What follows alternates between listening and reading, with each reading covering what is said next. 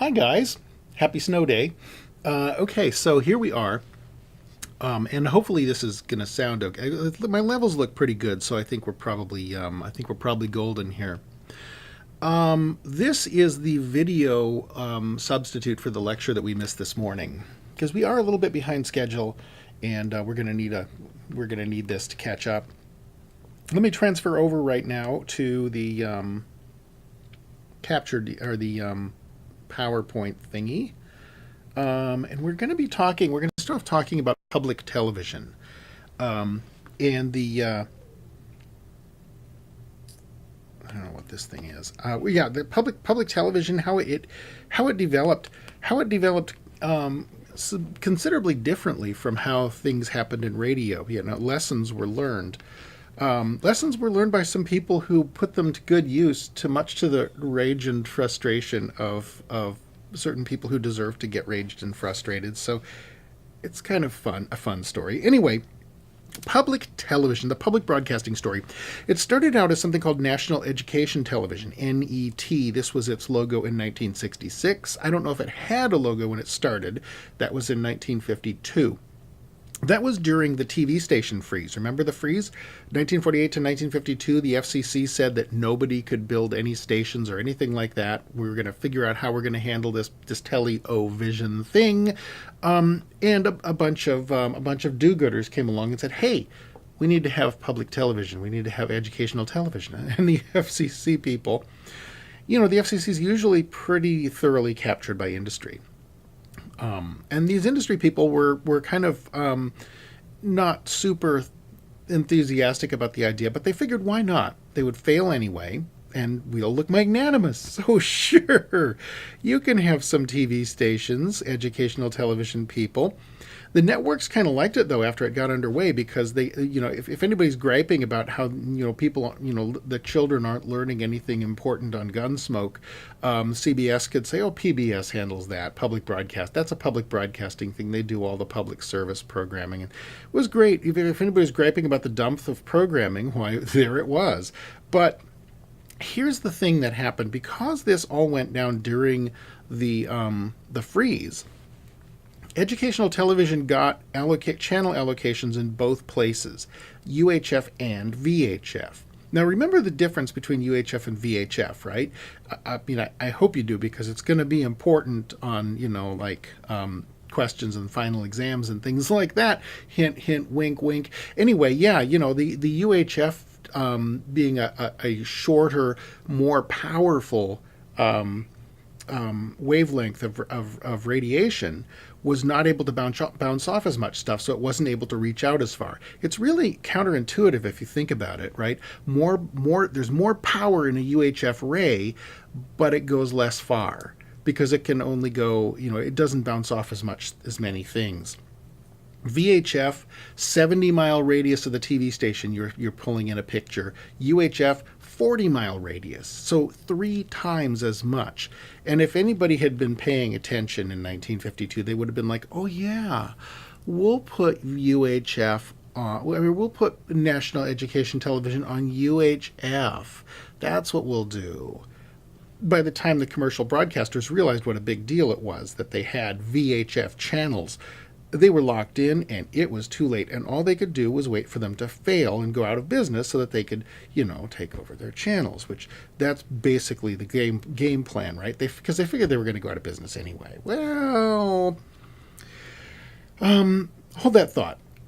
I want to turn back a little bit for a moment here. Remember all the goofy things that got said during the 1920s radio craze about how radio was going to solve the all of our problems, and we'd get world peace and all this kind of stuff. We got all that again, only more. And then that's part of the pattern too. They get more excited as time goes by. And I'm old enough to remember the dawn of the internet, and the same racket was being made by the same sorts of folks. Social media, you guys remember that. Yeah, well, so that's happening, right? People are comparing the educational channel allocations now to land grant legislation and saying it will solve so many problems. Houston University expected the education station to save them $10 million in buildings. You could just sit in home in your dorm room and watch lectures on TV, kind of like you're doing now. But, of course, this is a great demonstration of how that's not really the optimal way to acquire new information. Probably the most interesting part is going to be when I go in and check my statistics and see how many views there have been as a percentage of people in the class. But shout out to you guys if you're actually watching this. So anyway, okay, but other people were thinking, they weren't so happy about it and thought it would be just another unfunded mandate. But nobody thought that the opportunity would ever come again. So yeah, let's go for it. Take the free station. So the next thing that was scheduled to happen was National Education Television was slated to quietly die. But the Ford Family Foundation stepped up and ponied up and then did it again and again. Every time it looked like they were finally going to croak off all of the National Education Television stations and the commercial broadcasters were going to get their hooks on those coveted VHF stations, it would happen. And repeated transfusions from the Ford Family Foundation, plus charity auctions and on-air telethons, really kept most of the stations alive long enough for interesting things to happen. Speaking of interesting things, this was the first interesting thing. 1967, the Carnegie Foundation, or I guess I'm supposed to say Carnegie, I don't know, no hablo Scottish or whatever Carnegie is, but it released a report in 1967 called Public Television, Program for Action. Nudge, nudge, right? Get it? Program? Pretty good, huh? Anyway, right. So this report was it fell on fertile soil because in 1967 President Johnson was the president, and he was by the standards of his time he was pretty liberal about things like this, and so he was very interested in it, got all into it. Congress liked it too. By the way, that's President Johnson there on the right. I realize that the presidents can be difficult to distinguish from one another. Is that on the right, or is anyway? He's the taller of the two gentlemen pictured here. At least I think that the shorter one is a gentleman. I'm not really sure. Anyway, so they passed a law. Nixon was considerably less enthusiastic. That's Nixon in sort of the center background there behind the other turkey. He was less than enthusiastic, and he cut the. I really like when I'm looking for pictures of presidents, I always look for the turkey shot because it's just, I don't know, it's just a thing. So Nixon cut the budget drastically. Now, this had some interesting effects. It was touch and go for years with national, not National Public Radio, but public broadcasting, because by this time National Education Television had become the National Public Broadcasting, or the Corporation for Public Broadcasting, and they were really struggling because they got this little infusion and everybody got excited, and then it was like it got yanked out from under them, and they're like, can we make it? Salvation, however, was on the way. And when it arrived, it looked a little like this, only that's actually, I think, the Quentin Tarantino revenge fantasy version of Sesame Street. Also Dutch, it's Dutch, because Sesamstraat. No, these guys. In 1969, Sesame Street debuts. It is urban. It happens in the projects. There's cool buildings. There's a puppet that lives in a garbage can. It is a huge hit. And the show has a statistically quantifiable impact on children's learning, which never happens with this sort of thing. You think Captain Kangaroo moved the needle? It did not. Sesame Street did. That was a big thing. So now, Nixon's White House is still hoping that the whole thing will go away, but Sesame Street is kind of helping things out. And funding is minimal, and the stations are all on a starvation diet. They can't afford much in the way of talent. Mostly they survived on British shows that they could get for not very much money because the BBC had already paid for their stuff, and they were just like, yeah, okay, whatever. The BBC was, I think I mentioned this, the British arranged their television stuff a lot differently. There's no advertising on British television. It's all paid for by a tax on your television set that you buy.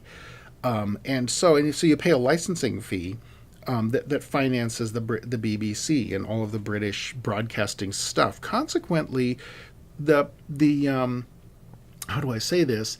The programming is not quite so. It is not quite so necessary for BBC programming to appeal in the moment. So they were able to take more chances, and there was more, nepotism and miscellaneous other kinds of weirdness. But it wasn't as much market drive in the BBC stuff. It resulted in a different culture and a different flavor of television, and so NPR was able to tap into that and have something different. So they had that going on, and of course, there's not, the Monty Python stuff was obviously always going to be a hit. So they had British TV shows going on, and then something else happened that was very interesting. You know how C-SPAN is super boring? C-SPAN wasn't super boring during the Watergate hearings. It wasn't C-SPAN. It was public broadcasting. Yes, the Watergate hearings was like it was easy, it was cheap. They just bring cameras down there and run them during the Watergate hearings. Now, with no stations to buy programming, this was a lifeline for them. I mean, with no money to buy programming, the Watergate hearings were a lifeline for PBS stations. So soon they were running them for hours and hours and hours, and to the astonishment of the gatekeepers at ABC and CBS and NBC, these things were a huge hit. Well, sure, they were a huge hit. We were discovering in real time that the president was a crook. And gosh, well, I'm trying to lay that issue to rest. Nixon released a bunch of tapes that had been recorded at the White House, and this utterly ruined him. The public found the White House's moral tone unacceptable. I will play for you an audio recording from those tapes. I don't think I can do it here, although my equipment is set up to do it. It would be just easier, I think, for all of us, for me to just play it at the beginning of our next class when we actually meet in person. Anyway, in 1974, Nixon's done. He's resigned. It's all over. And Gerald Ford is in the chair. This is probably my favorite presidential turkey photo of all time. Please note that they have, you can select whichever turkey you want, a live one or a dead one. Anyway, it is a low point for public faith in government. But after that, public broadcasting was no longer in real danger of actually, getting shut out. So that's kind of the public broadcasting trajectory into the position. Of course, they've got their own pipelines and their own kind of flavors of stuff that they're providing now. I want to talk about the rise of cable TV, and we've touched on this a little bit, kind of here and there. I talked about the technology that is required for it, how it, Jimmy's head unit in the hauler where he, gets the signals in from Chattanooga or wherever and passes them out on coax to his neighbors. That's sort of the technical end. But how cable TV rose and how it flew under the radar for quite some time. Throughout the 1950s, community antenna television slowly simmered away. It was still super mom and pop. It was limited to rebroadcasting signals picked up from commercial broadcasting stations. And during this time, most network executives thought it was great. Many local broadcasters were not that chuffed about it. Sometimes a cable network would deliberately pick up a network affiliate from far away, cutting out the nearer station out of the loop. That would be like say for instance, let's say you run a cable company in the town of Oak Ridge, Oregon, about 30 miles south of Eugene. So instead of pulling, you've got to put your repeater up on Dead Mountain, which is close by and very tall, and from that point you've got line of sight not just to KEZI9 in Eugene, but to KGW8 in Portland. Now I don't know if that's actually true that you could pick up KGW from the top of Dead Mountain, but let's say for the sake of this example that you could. What are you going to do? You're going to pull in the low rent local Eugene radio or TV station that doesn't have as many cool things, or you're going to pull in KGW8, which is one of the bigger stations on the West Coast. You're going to go for KGW. And the KEZI people are not going to be happy, but still, we're talking about, 50 or 60 connections in the town of Oak Ridge, so they probably aren't going to be too worried about it. Most people had bigger fish to fry. Most people had bigger fish to fry than the entire cable TV industry until, well, let's stay in our timeline here. Late 1950s, broadcasters start noticing and getting a little bit annoyed, and it's a fairness thing that they're concerned about now. Because cable people are making money from their subscriptions but paying nothing for their content. Broadcasters, of course, had to pay for their content, so they're like, it's not fair for the cable operators to get it for free and then turn around and make a buck on it. And then complaints of local TV stations started getting louder, right? KEZI is like, you gotta make those bastards stop that. This is about the time when UHF stations started folding thick and fast. Plenty of crappy UHF stations wanted the extra audience that a cable connection would afford, but the cable TV people didn't want to carry their signal because they're still running this janky old 50s equipment that can only carry 2 or 3 channels. Why are you going to put KSUX UHF 47 on one of those channels? You're not going to unless they make you. So there's a little fight going on about that. Eventually, they would be made to play. They were called must-carry regulations. They didn't last all that long, though. We'll get to that in a little bit. So, as the 1960s dawns, cable is still growing. And in some areas, it's on the brink of becoming a viable mass media distribution system, especially in the rural Southwest. I'm talking not Appalachia, that's in New York, but, like the Ozark Mountains kind of hoot and holler kind of places. Certain entrepreneurs were starting to notice this. And here's what they were thinking. Okay, the cable system operated by feeding content into the head unit to distribute through the coax, and mostly that content's coming from straight across the air, right, from broadcasting stations. But now all of a sudden, like here's this advertisement here, which... let's see, it says on here, doesn't it, how many stations you can get from this one? 5 channels. Receive 5 channels, no costly antennas, hook up as low as $19.95. Okay, so you got 5 channels, and, you got ABC, NBC, CBS, and public broadcasting. What are you going to do with number 5? Another NBC station from somewhere else? Okay, but it seems a shame to waste them. So all a clever guy had to do, or girl, is figure out how to get another channel of original content to those head units. And that is where the microwave technology comes in, circling back to that earlier thing that we talked about a couple of weeks ago. Now we have to take a second here and talk a little bit about satellite broadcasting, because it'll be a major part of the story from here on out. The story starts in 1957 when the Russians launched a satellite called Sputnik, and I think I've actually discussed this already. We got in the U.S. feeling challenged about this, hurried up and launched Telstar in 1962, and they were able to send phone calls and images to Europe when in position. And then, of course, Arthur C. Clarke came up with the geosynchronous orbit thing. Anyway, so we covered all that stuff when we talked about satellite, the development of satellites. But let's kind of take it from here. In 1962, Congress created something called ComSat, which is Communications Satellite Corporation. 1964, ComSat turned around and founded something called Intelsat, which is International Telecommunications Satellite Consortium, and soon the sky was thick with their hardware. Early Bird, Intelsat 1, and a whole slew of satellites with names like Intelsat 4F3 and stuff like that. Well, communication satellites transmitted data digitally using microwaves or sometimes regular radio. The satellite had a transponder on it, which receives a signal on one frequency and sends it out on another. So New York City can't reach Portland with any kind of useful radio signal, right? Because long waves go further but carry less data. But a satellite in geosynchronous orbit hanging over Nebraska can reach either one of them with the greatest of ease. So if it's a microwave system, the transponder just relays the beam of microwave data wherever it's supposed to go. Geosynchronous orbit makes this possible because, like I said, that the satellite hangs in the same position all the time. So you shoot your target's satellite antenna with it to establish a connection, and it shoots it back down to your target. Now, obviously, if your satellite is whirling around the Earth, it's hard to hit.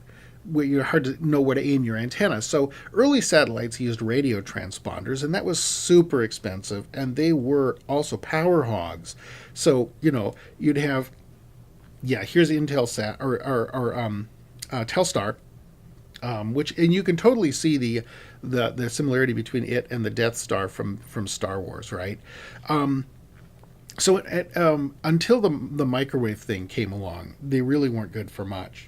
You could send President Kennedy's stump speech across the ocean, but that was the only thing you could be doing with this piece of incredibly expensive equipment circling around in space. That's the only thing it could be doing at that time. It couldn't handle any other stuff. Just it was a one-trick pony, one trick at a time. Naturally, as these became more capable, more numerous, and able to use microwaves so that they could traffic in large amounts of data. Of course, the first thing that they did was handled phone calls. They were used for lots of telephone calls. Of course, you're familiar. I'm sure that you've had a telephone conversation with somebody across a satellite connection, talking to someone in Hawaii, and it's all weird because there's like a 1.5 second lag time. You crack a joke, and there's like dead silence on the other end of the line, and then all of a sudden the person bursts out laughing just as you open your mouth and say something.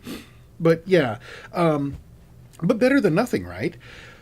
But naturally, broadcasters started getting interested in transmitting shows on them. And that's actually a better way to use those resources, right? Transmitting television shows, because you don't have back and forth requirements. So naturally, the broadcasters start pestering the FCC to let them in on the action. And you might be thinking, well, why not?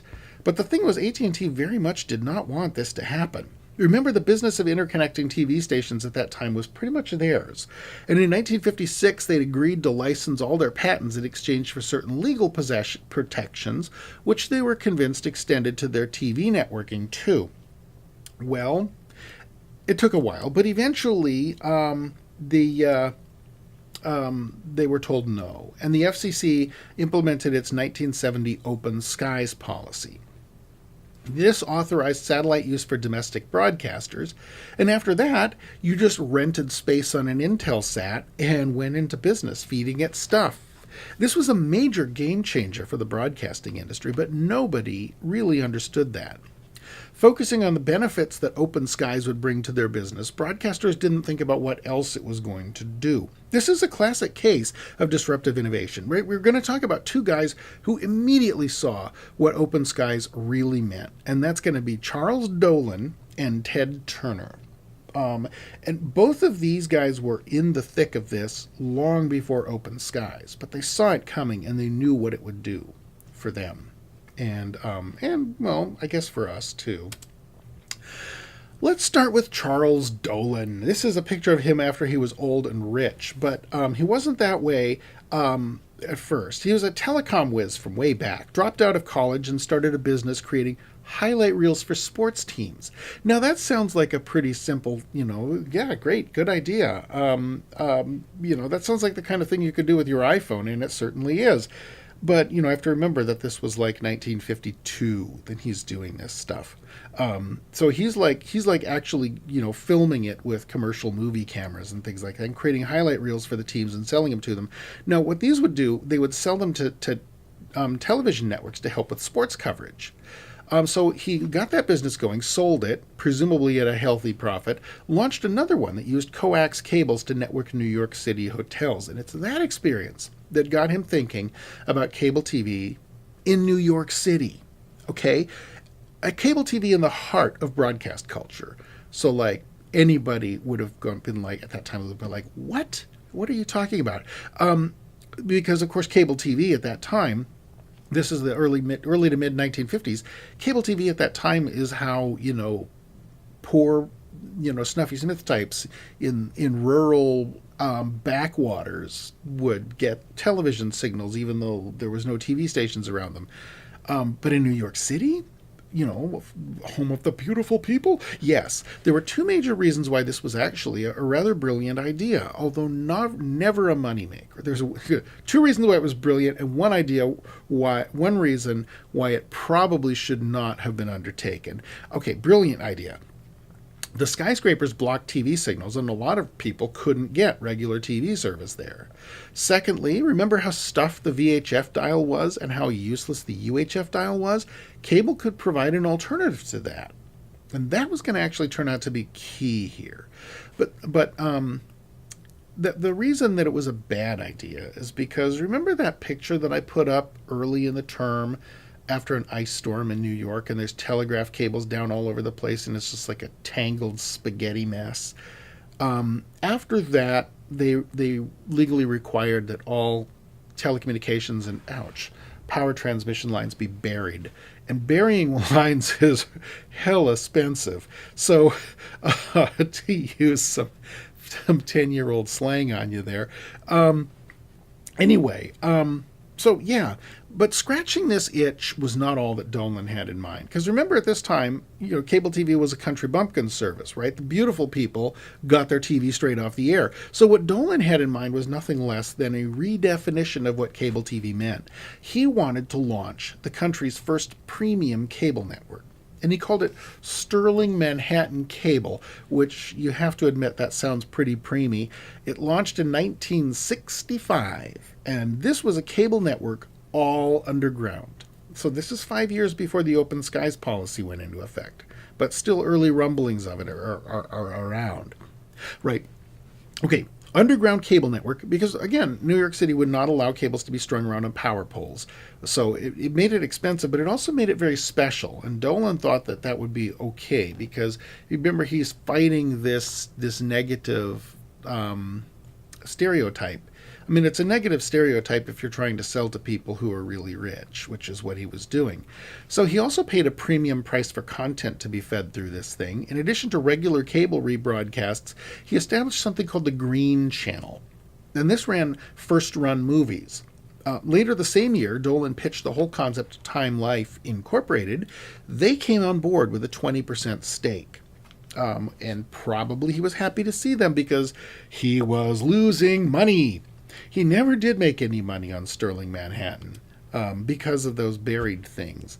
Now, here's Dolan at an earlier stage of his life when he looked a little bit less, old and rich. He does.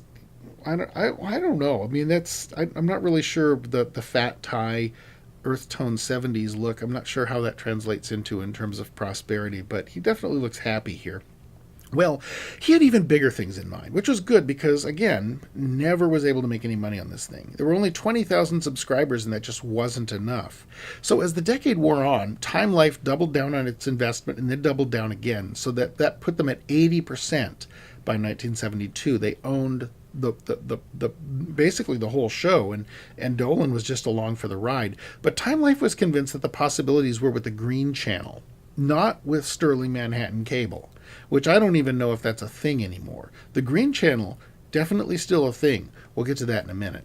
The whole idea right from the start had been to serve the Green Channel up to the head ends of cable systems nationwide. The open skies policy comes along. Dolan and Time Life immediately recognized what was going to happen. Satellite technology was not ready to do what they wanted it to do, but it would be soon, and they needed to be ready when it was. So the step one was to get out from under the FCC. Time Life owned several broadcasting stations at the time. It now moved to sell them toot sweet. Why? Well, remember, if the FCC ever decided that it didn't like what you were doing, it can do some pretty drastic things to your cash flow, like yank your broadcasting license.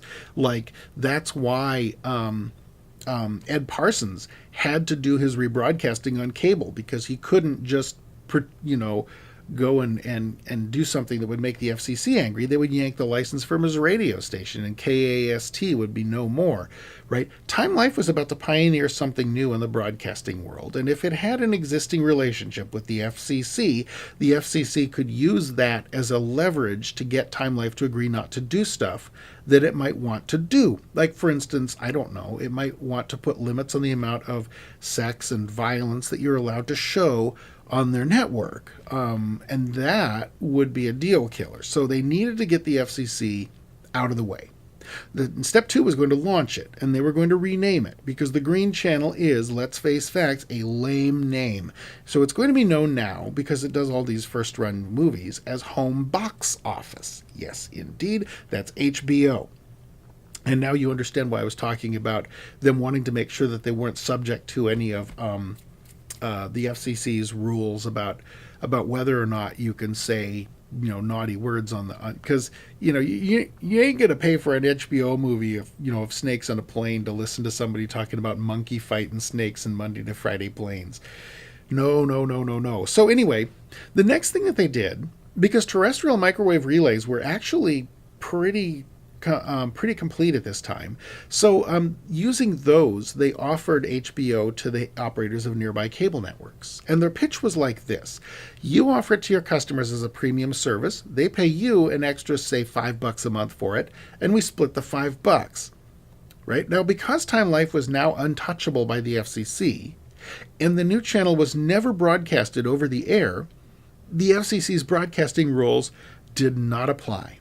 And this was a huge advantage because everybody knows sex sells, and so does graphic, gruesome violence of the type that you just can't get away with, or at least you couldn't in 1965, or no, this would have been 72, on TV. So there's actually a monument in Wilkes-Barre, Pennsylvania, commemorating HBO's first broadcast. They piped Sometimes a Great Notion, which was, of course, shot in Toledo, Oregon, right on the way to the beach, to 325 subscribers there in late 1972. It was only moderately successful, though, at first. It was successful enough to keep them interested and plumbing resources into it until satellite distribution started. The company board okayed the plan to do satellite distribution in 1974. They popped the clutch the following year. And this is a little bit weird. Kind of creepy weird almost. A boxing match was the first thing that debuted this new network. Yes, another boxing match. Remember, the radio era kicked off with the Dempsey-Carpentier fight, and the television era started off with the Lewis-Kahn fight. Well, now the satellite cable era kicked off with the Thrilla in Manila. Muhammad Ali versus Joe Frazier, September 30th, 1975. And this illustrates the importance of this moment. Without a single VHF station, without a single advertising sale, Time Life, the magazine people, had become a fourth television network with nationwide distribution. This was nothing less than the complete subversion of the broadcasting oligopoly that Sarnoff had worked so hard to build, and it was being done with tools that the broadcasting companies had assumed were just for them. Not for the first time, though, actually, because Ted Turner was already working a similar but different racket in the American southeast. But I'll get to him in just a minute. Now, don't think for a moment that the networks worried them sick over HBO, right? This is a premium service. This is an add-on, right? Nobody ever said, "No, I've got HBO now. I can stop watching everything on NBC and CBS and ABC." It was no more disruptive to the network's revenue models than the invention of the VHS recorder was. But can't say that about Ted Turner. Ted Turner took a bite out of the networks and created essentially another network. And so let's talk about him next. Here's Ted. Again, this is an old guy Ted picture. He didn't look like that at the beginning, although I think he's always had that dorky pencil-thin mustache thing.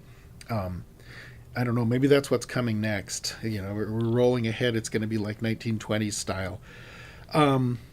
Ted was close behind Chuck Dolan or way ahead of him, really, depending on how you look at it. He owned the Atlanta Braves. right? So this isn't a rags to riches story. He's got this baseball team, and he's figured out that well, broadcasting and cable TV make a really good combination. So what he does in 1967, 2 years after Dolan got started, is he buys a crappy little UHF TV station in Atlanta, Channel 17. You know, there were some UHF channels that managed somehow to survive the great, the 10 years of lean, hard times. And this was one of them. It was in Atlanta, Georgia. It was called I don't know what it was called before, but he renamed it WTCG, which stood for Watch This Channel Grow. It's a UHF station. How's it going to grow? Remember, UHF was strictly for suckers at this time. There were still a lot of TVs that didn't even have a UHF tuner. And advertising sales, forget about it. So buying a UHF station must have looked a little bit like suicide. But here was Turner's plan. Create a network interfacing his little crappy UHF station with all the little Appalachian cable TV, not Appalachian, I keep getting Appalachian and Ozark and stuff mixed up, but all the little cable TV networks in that area, of the Southwest, the mountainy part, Tennessee and Kentucky and whatnot. So this is the same idea as HBO, using microwave relays. But in this case, there was a density of terrestrial microwave relays available and a density of cable TV networks around that was nearly total coverage. Also, another difference between him and Dolan is that he was going to have the FCC looking over his shoulder the whole time. WTCG was broadcasting, right? So they were under the FCC's jurisdiction, and the FCC could, if it decided it didn't like him, it could shut him right down. So he had to play nice. But he didn't have to play small, and he didn't. Soon he had terrestrial microwave links to the heads of dozens of these little networks all over the South, and they ran cheap old shows that was like 5 to 15 years out of syndication. And it grew. And here's the other thing. This was content that you could only get on cable. Unless you lived near Atlanta and had a deluxe UHF-ready TV and endless patience to twiddle the tuning knob, you had to get WTBS on cable, or you didn't get it. So people who didn't need cable because they got all the networks on over the air had a reason to want to buy it anyway. So Ted's channel was not a premium channel. You didn't have to pay extra for it. Cable companies paid him a fee because the content he supplied made their services so much more desirable, even to people who could just tune in the TV stations just fine. Remember, in 1960, you've got people with 5 channels that they can send out on their cable systems. And if you've got 4 networks and 5 channels, and along comes Ted Turner and says, hey, we could make a deal for that number 5, you're going to listen. Ted quickly found out that this idea was a huge winner. The cable operators were selling service to people who didn't need cable to tune into TV stations because they still loved the classics. He's showing Bonanza and the Beverly Hillbillies and the Three Stooges and all of the, especially CBS. CBS had all of those pastoral shows, Green Acres and whatnot. And the head guy, Bill Paley, was like, ew, get it away. So they weren't rerunning that stuff. And NBC and ABC weren't going to rerun that stuff because it was somebody else's channel. And Ted Turner was like, hey, come on down. Let's do this. So people who liked stuff like the Andy Griffith Show really wanted Ted Turner and his broadcasting system. He did change the name of it from WTCG to WTBS, Turner Broadcasting Systems, of course. Ted was running a network now. He called it a super station, but because it was a single station that was feeding a network, which was kind of weird and backwards, right? You get a network, it's like the stuff comes to all the stations. Well, he's got it exactly backwards. The stuff comes out to the station, and then it feeds these networks. But here's the funny thing is he could actually charge national advertising rates, and he did, for advertising spots on a crappy UHF station that probably reached fewer than 1,000 people over the air at any given time, probably fewer than 100 at some times. Well, in 1976, again, slightly after HBO did it, Turner rented satellite space and went nationwide, and soon after that renamed his service from Superstation WTCG to Superstation WTBS, which is not to be confused with Super Sugar Crisp. But anyway, it was huge. It was a big success. About 10 years later, Turner actually springboarded off of that to the purchase of MGM Studios, Metro Goldwyn Mayer, the movie studio.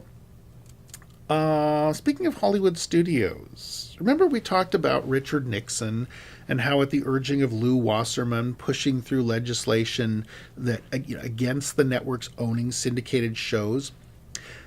Think about this. How likely would the studios have been to let Turner buy rights to their old reruns that he was running on WTBS? Turner was the guy who showed the way for all those non-broadcast cable channels, History Channel, TLC, Lifetime Television, all of those guys. Cable incubated a whole new spectrum of competitors for the networks, and as technology advanced and more room became available, they multiplied. So the delicious irony of TBS is that broadcasting had been set up with this tiny spectrum of VHF and a giant block of useless UHF, which meant that millions of people had access to only 3 channels of programming. No other alternatives available, no general entertainment options. When their pent-up demand was met with the TBS alternative, it kind of exploded. But in this new world of big money cable TV, there was no room for mom and pop. The old model was rural communities and small towns, few customers, no bureaucratic hassles. Now cable TV was expanding into urban and suburban settings, which meant a ton of cash had to go out the door for infrastructure before you could see a dime. Big outfits like TCI Cablevision and Falcon Cable got formed, and as cities figured out how valuable the franchises were, they started demanding huge sums for them. Some city officials got into trouble for taking bribes and kickbacks. I touched on. I was going to circle around to talking about the rebroadcasting rights, though. If CBS had been allowed to say no, you can't rebroadcast Green Acres because it's embarrassing. It says CBS on it, and we don't want people to think of us as the Green Acres Network. So because we have, because we own it, we can tell you no, Ted Turner. So buzz off. If they had been in a position where they could do that, Ted Turner's network wouldn't have gone off the ground. He wouldn't have had any content to put on it. And his network was dependent on inexpensive content. He got that inexpensive content from the television studios, the independent television studios that owned it, because they owned it because CBS was not allowed to own it under finance and syndication rules, the FinCin rules. And we'll talk more about those later, but they're a hugely important piece of this success story. If they hadn't existed, if Wasserman hadn't talked Nixon into applying them, it's hard to say what would have happened, but innovation would most definitely have been suppressed, and probably for a long time. Douglas Gomery, the author of our textbook, dates the TV broadcasting era from 1952 to 1983. 1952 because that's when the television freeze ended. 1983 because, that's when the final episode of MASH aired. Yeah, that's it. Now, if this sounds a little arbitrary, that's because it is. The broadcasting era did not go out with a Vegas ending. You know the Vegas ending, right? When if you say you're a rock band, you're Judas Priest or whatever, and you're playing on the stage, and you've got a song that finishes with one of those slow fade outs, but you're live, so you can't fade it out, so you have to make up an ending to it. Dun-dun, dun-dun, dun-dun, right? That's called a Vegas ending. Most of you guys know that. Anyway, that's not what happened at the end of the broadcasting era. It ended with a fade. There are still people who get their TV off the air today, just not very many. And every term in this class, I ask for a show of hands of people who actually use broadcasted television. The last time someone raised her hand was in 2015. In 1977, 18% of American homes had cable. In 1988, it was up to 52%. And those who didn't were missing out on the cutting edge of pop culture. I should know. I was one of them. Speaking of which, there are a few key points to make about the golden age of TV broadcasting. First, Broadcasting was a bottleneck. If you wanted to watch TV, you had 3 to 5 options. Now, this had some huge advantages and a few drawbacks, too. Let's do the advantages first. Advantages to the bottleneck method: it encouraged egalitarian attitudes. Rich and poor, urban and rural, we were all watching the same TV shows, or we weren't watching TV at all. So you had something in common with the President of the United States. It created a sense of community. Everyone shared the same set of vicarious experiences. Everyone looked to people like Cronkite and Huntley for trustworthy information. It also exposed people to viewpoints they wouldn't have chosen to see. Because what else are you going to do? It's Thursday night. Welcome Back, Kotter is on. But it's not like Welcome Back, Kotter, right? Inner City Youth or whatever. But more radically, different races in I Spy and Julia. And it was important enough to people's lives that they paid attention to it. And I really wanted that anti-racism thing. It just can't be overemphasized. An entire generation of Americans sat down and watched The Jefferson Family every night. An entire generation of white Americans was educated, I guess you could say, or got to see, black people being people. And that sounds stupid and puerile, but it was revolutionary. And so I mean, there are really good things about this stuff. Attempts to take pieces of the system private, like pay TV, were met with widespread public fury because it was so important to people's lives. They were paying attention to it because it was a bottleneck, right? If you've got four TV stations and somebody's like, I think I'll take one of those stations and privatize it, you're going to get pissed because that's going to reduce you're going to notice that. I mean, it's like if you have, say you've got $10,000 invested in, 2 mutual funds and one of them changes to a new director who's like, we're going to start investing in, I don't know, Russian oil futures or some stupid thing. You're probably gonna notice because that's gonna be a big piece of your pie. But if you've got that $10,000 invested in 50 different ones, you'll be just like, okay, dude, whatever. Or at least you'd be likely to. Anyway, I don't know if you could even. I don't know. I'm not invested in any mutual funds, unfortunately, so I don't really know how it all works. But anyway, so. Also, because it was a bottleneck, there was some regulation necessary. Once that bottleneck went away, a lot of the regulation was unnecessary too, and the results of that have been very mixed. Dan Feltusek says, or has made the case that broadcast news and the entire news industry is grown out of the of compensating for has been a positive externality of the inefficiency of markets in getting information out to people about products. And, it's true. And now that those inefficiencies are going away, the externalities, we have to figure out how to arrange for those in some other way.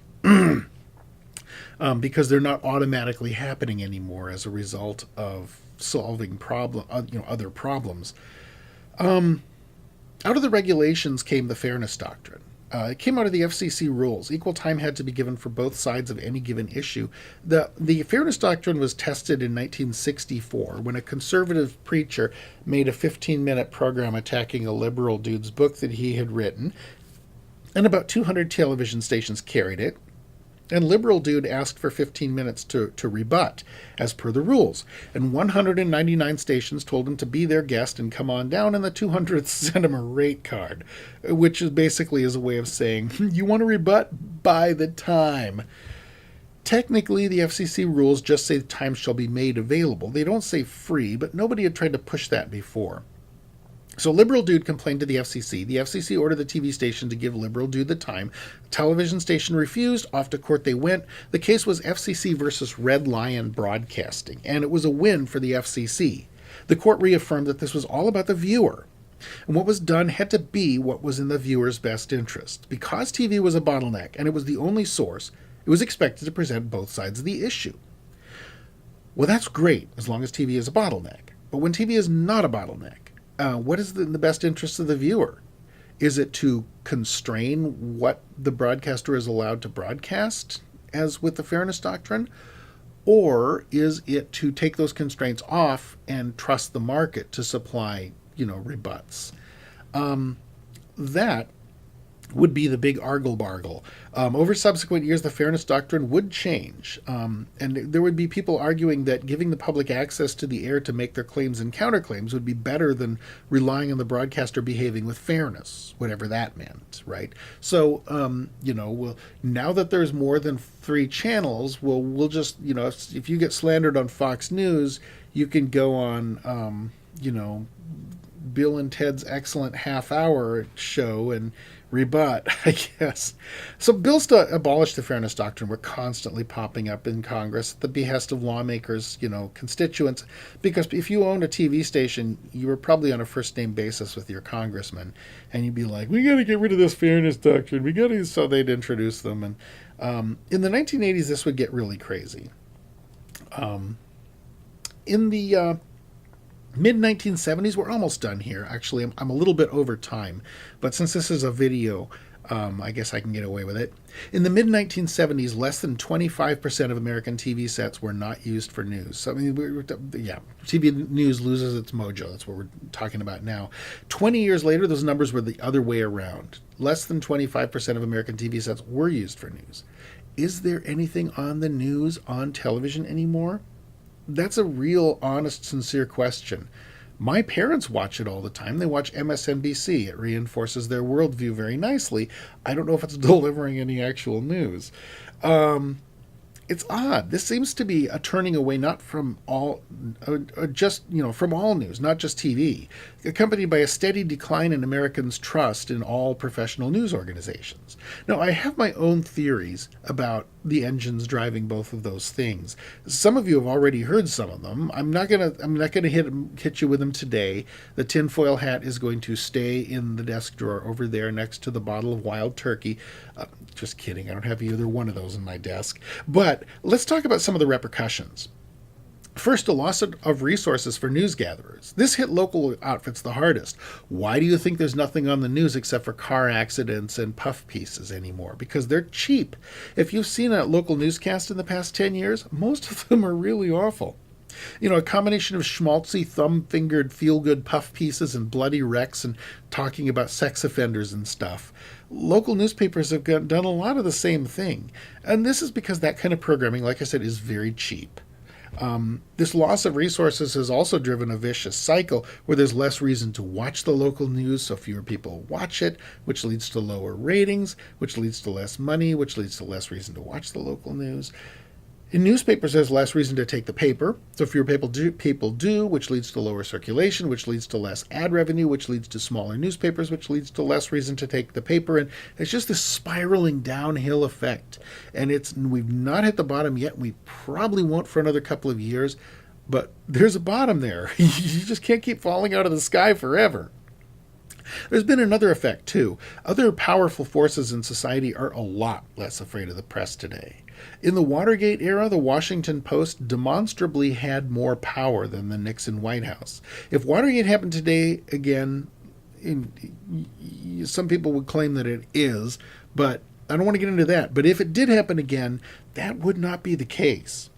A couple of waypoints on this road. Food Lion. ABC News went undercover to bust Food Lion, a chain of supermarkets for unsanitary meat handling. Food Lion sued, claiming the reporters had lied on their employment applications and won a judgment. And then there was this one. NBC blew up this truck.